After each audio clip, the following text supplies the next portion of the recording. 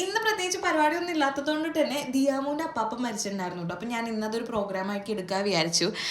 അങ്ങനെയല്ല, ലൈക്ക് പുള്ളി മരിച്ചിട്ട് കുറച്ച് ദിവസമായിട്ടുണ്ടായിരുന്നു. അപ്പോൾ എനിക്ക് അന്നേരം പോകാൻ പറ്റിയിട്ടുണ്ടായിരുന്നില്ല. അപ്പം ഞാൻ വിചാരിച്ചു ഇന്നൊരു ദിവസം അങ്ങോട്ടേക്ക് ഇറങ്ങി അവരുടെ കൂടെയൊക്കെ സ്പെൻഡ് ചെയ്തിട്ട് വരാൻ വിചാരിച്ചു. അവളുടെ അമ്മയുടെ വീട് വരുന്നത് ഒരു കളമശ്ശേരിയിൽ ഒരു ഹില്ലിൻ്റെ ഏരിയയിലായിട്ടോ, ഒരു മലപ്രദേശമാണ്. സോ അവൾ എൻ്റെ അടുത്ത് പറഞ്ഞു നമുക്ക് മല വരെ പോയിട്ട് വരാൻ പറഞ്ഞു. നമുക്ക് കളമശ്ശേരിയുടെ ഒരു അറ്റാണ് ഗൈസ് ഇത്. പക്ഷേ മലയും കുന്നും കുറേ നമുക്ക് വേറെ ഏതൊരു സ്ഥലത്ത് പോയ പോലെ ആയിരുന്നു ഫീൽ ഉണ്ടായിരുന്നത്. അടിപൊളി സ്പോട്ടാട്ടോ, മസ്റ്റ് വിസിറ്റ് ആണ് ഗൈസ്.